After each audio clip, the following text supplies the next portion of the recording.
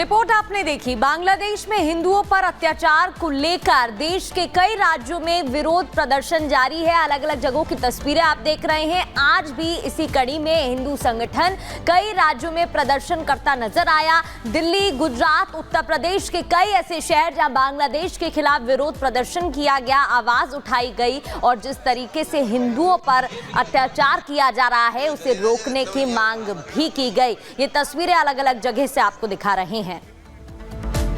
और आगे बढ़ते हुए बात उत्तर प्रदेश की करेंगे, जहां यूपी में योगी राज में अपराधियों की खैर नहीं है। एक एक कर अपराधियों पर शिकंजा कसा जा रहा है और अलग अलग जगहों से तस्वीरें और खबरें सामने आई जहां अपराधियों और पुलिस के बीच मुठभेड़ भी हुई है।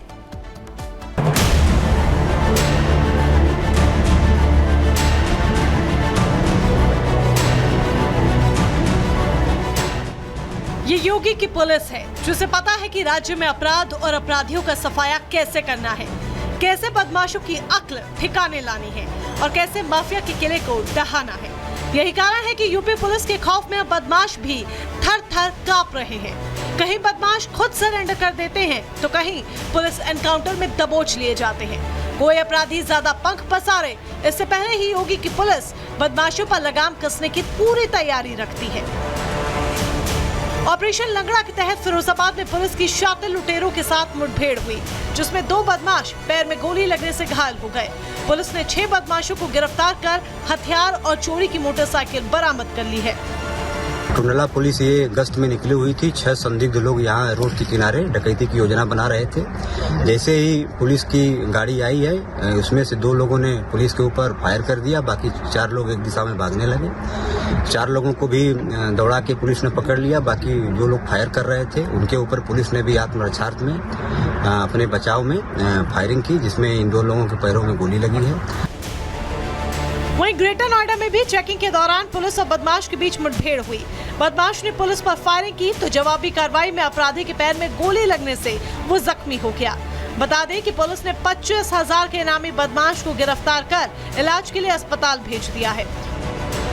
मुखबिर की सूचना पर एक संदिग्ध व्यक्ति को रोका गया, जिसने की पुलिस पार्टी पर फायरिंग किया और भागने की कोशिश की, जिसको आत्मरक्षार्थ पुलिस ने फायर करते हुए अपने कब्जे में किया, जिसमें अभियुक्त को गोली लगी है। हाल पता इसका विसरक का है। इस और 25,000 का इनाम भी है।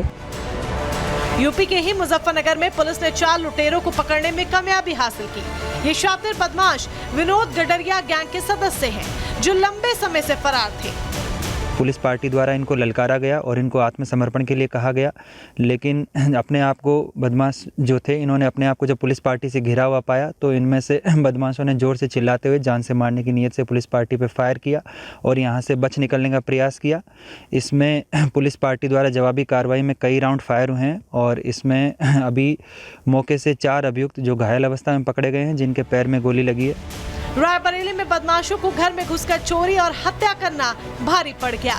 घर में घुसे चोरों का जब अधेड़ ने विरोध किया तो उसकी हत्या कर वो फरार हो गए थे। पुलिस एनकाउंटर में 2 बदमाश जख्मी हो गए हैं, साथ ही 2 साथी को भी पुलिस ने गिरफ्तार कर लिया।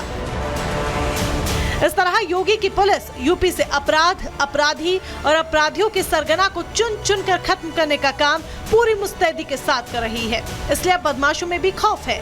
संदेश साफ है कि यूपी में रहना है तो अपराध से तौबा करना है। Bureau report, Republic Bharat. और अब बात जम्मू कश्मीर की करेंगे, जहां पर रोहिंग्याओं को लेकर लगातार बवाल मचा हुआ है। आपको बता दें कि रोहिंग्याओं का कनेक्शन किस तरीके से आतंकियों के साथ जम्मू कश्मीर में जुड़ता दिखाई दिया, लेकिन इसके बाद भी अब्दुल्ला सरकार मेहरबान नजर आ रही है। तो डोगरा फ्रंट ने प्रदर्शन किया है और घुसपैठियों को जम्मू कश्मीर से बाहर निकालने का लगातार वो अपील कर रहे हैं। देखिए इस रिपोर्ट में। रोहिंग्यास को बाहर निकालो,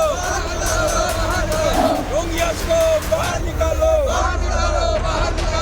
गवर्नमेंट ऑफ इंडिया ये बताए कि इनके साथ करना क्या है। उनको जम्मू कश्मीर के लोगों का ख्याल रखना चाहिए। रोहिंग्या पॉलिटिक्स करने का जरूरत नहीं।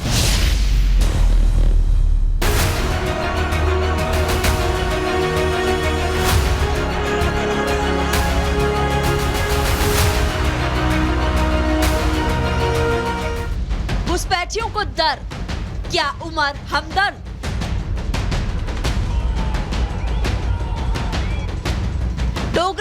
की हुंकार, रोहिंग्या का दाना पानी बंद करे सरकार।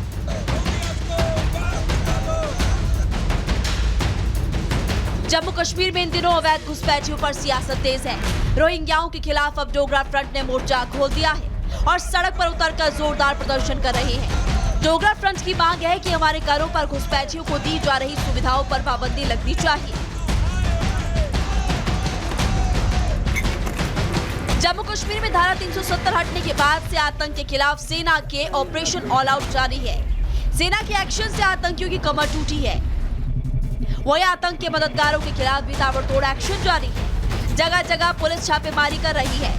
खुफिया इनपुट्स के अनुसार आतंकियों के पनाहगार ये रोहिंग्या ही है। छोटी बड़ी आतंकी घटनाओं को अंजाम देकर इनकी ही बस्तियों में आतंकी छिप जाते हैं। आतंकियों से मिलीभगत की खुफिया रिपोर्ट आने के बाद उपराज्यपाल ने कड़ा कदम उठाया और जम्मू में रोहिंग्या परिवारों के लिए बिजली पानी की आपूर्ति बंद कर दी। लेकिन घुसपैठियों के रहनुमा उमर अब्दुल्ला को ये बात रास नहीं आई। उमर अब्दुल्ला एलजी को मानवता का पाठ पढ़ाने लग गए। मरकजी हुकूमत ये तय करे कि उनके लिए करना क्या है। अगर उन्हें वापस भेजना है तो वापस भेजिए, अगर भेज सकते हो तो भेजिए, अगर नहीं भेज सकते हो तो फाका उनको यहाँ मार तो नहीं सकते हो ना, या ठंड से उनको मार नहीं सकते हो। गवर्नमेंट ऑफ इंडिया ये बताए कि इनके साथ करना क्या है। जब तक वो यहाँ पे हैं तब तक तो उनका थोड़ा बहुत तो देखभाल आपको करना होगा। आतंकियों के मददगारों पर कार्रवाई के बजाय उमर अब्दुल्ला मेहरबान नजर आ रहे हैं। इंसानियत, कड़ाके की ठंड, मानवता जैसे शब्द याद आ रहे हैं। जम्मू कश्मीर के मुखिया उमर अब्दुल्ला को अवैध रूप से देश में घुसे और आतंकवादी जैसी गतिविधियों में शामिल रोहिंग्याओं का दर्द महसूस हो रहा है, जबकि बीजेपी डोगरा फ्रंट की मांगों का समर्थन कर रही है। रोहिंग्याओं को वापस उनके देश भेजने की मांग कर रही है। जो इन पर एफआईआर दर्ज की गई थी उन मालिक मकानों पर, उनको ये कहा था जिनके पास यूएनओ कार्ड्स नहीं हैं उन पर पर्चे दायर किए गए थे। मालिक मकानों ने 1 महीने का उनको टाइम दिया था, ना कि सरकार ने।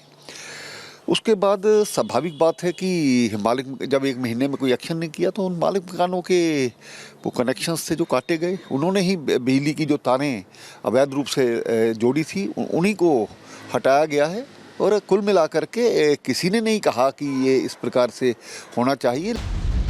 सरकारी आंकड़ों की माने तो जम्मू कश्मीर में करीब 13,500 विदेशी नागरिक हैं। इनसे ज्यादातर म्यांमार से आए रोहिंग्या और बांग्लादेशी नागरिक हैं, जिनकी संख्या लगातार बढ़ रही है। जम्मू कश्मीर के गृह विभाग की 2018 की रिपोर्ट के अनुसार 5 जिलों पुंछ, अनंतनाग, जम्मू, डोडा और सांबा में रोहिंग्या बस्तियां मौजूद है। जम्मू में सबसे ज्यादा 32 कैंप्स हैं, जिनमें करीब 1,500 रोहिंग्या परिवार रह रहे हैं। सीधी थ्रेट है जी, म्यांमार और बांग्लादेशी सीधी थ्रेट है हमको। सुंजमा अटैक के अंदर वो इसमें तारें उनके साथ मिल रही थी और एक मंत्री कह रहा है कि उनके खिलाफ उनको बिजली पानी दो। नहीं मिलेगा बिजली पानी, और अगर कोई देगा। पिछले कुछ समय से जम्मू में बढ़ती आतंकी घटनाओं के पीछे भी रोहिंग्या ही सबसे ज्यादा आबादी होने की आशंका है।